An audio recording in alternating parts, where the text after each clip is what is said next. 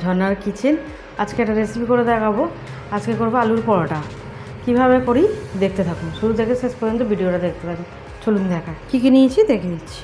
এখানে নিয়েছি ময়দা, এখানে নিয়েছি ময়দার জন্য ঘি 2 চামচে, এখানে নিয়েছি পুদিনা পাতা কুচিয়ে, লঙ্কা কুচি নিয়েছি, পেঁয়াজ কুচি নিয়েছি, 2টো আলু সিদ্ধ নিয়েছি। এখানে ভাজা মশলা আছে, ভাজা মশলা দেবো। আর কী দিয়ে ভাজা মশলাটা করেছি দেবো যখন তখন বলবো। এখানে নিয়েছি বাটার, ভাজবো পরোটা ভাজার জন্য বাটার নিয়েছি। আচ্ছা, এখানে ময়দাটাকে রেডি করে নেবো। পরিমাণ মতো নুন দিয়ে দেবো, পরিমাণ মতো চিনি দেবো, অল্প করে চিনি দেবো। ঘিটাকে দিয়ে দেবো, এটা হাত দিয়ে ভালো করে ময়ান দিয়ে নেবো। জলটা হালকা গরম করে নিয়েছি, উষুম উষুম গরম। এখানে মেখে একটা ডো তৈরি করে নেবো। ময়ান ভালো করে মাখা হয়ে গেল, মেখে রেখে দিচ্ছি চাপা দিয়ে। এখানে আলুটা রেডি করে নেবো। এখানে আলু এটা নিয়েছি, এটা দিয়ে গ্রেট করে নেবো। আলুটা এটা দিয়ে গ্রেট করলে ভালো হয়, দানা দানা তাহলে হয় না। এইভাবে করে নেবো। এটা সিদ্ধ আলু। এবার আলুটা করে নিয়েছি, এরকম গ্রেট হয়ে গেছে, করে নিয়েছি। এখানে অল্প করে জোয়ান দেবো। চাট মশলা নিয়েছি, এখানে চাট মশলা দেবো, অল্প করে চাট মশলা।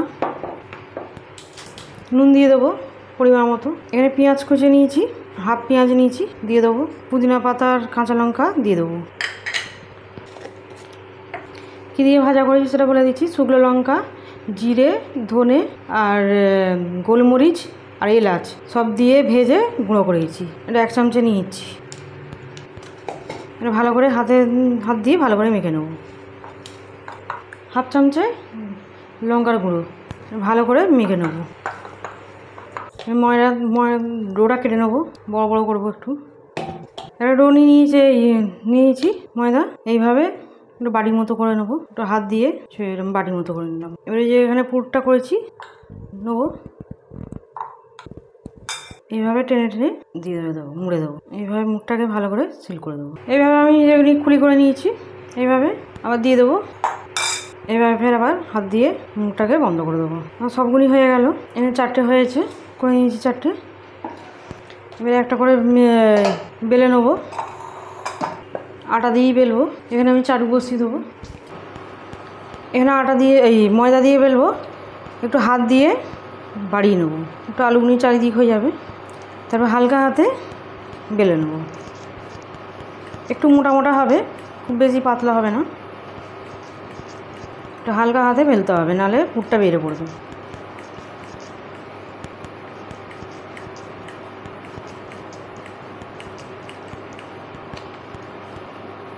এরকম হবে, এরকম সাইজে করে নিয়েছি। এখানে চাটু গরম হয়ে গেছে, এবারে দিয়ে দেবো। এখানে বাটার নিয়েছি, বাটারটা দেবো। এখানে বাটার দিয়েই ভাজা হবে।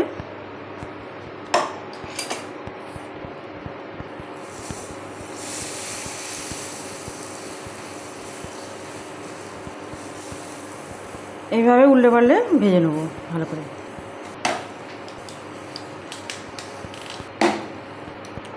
কত সুন্দর ফুলেছে। এইভাবে ভেজে নেবো ভালো করে। আর এটা খেতে খুবই ভালো লাগে। টমেটো কেচাপ দিয়েও খেতে পারে, আর এই দই দিয়েও খেতে পারে, টক দই। আর এবার আমার একটা হয়ে গেছে, তুলে নেবো। এখানে একটা হয়ে গেল, তুলে নিয়েছি। এর বাটাটা দিয়ে দিলাম। আবার এটাকে করে নেবো, ভেজে নেবো, উল্টে পাল্টে ভেজে নেবো। আবার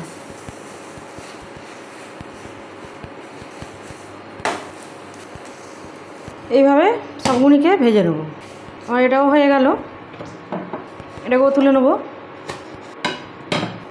এটাও আমার হয়ে গেছে, এবারে তুলে নেবো। তাহলে সবগুলি পরোটা হয়ে গেল, আলু পরোটা। এবারে বন্ধ করে দিলাম।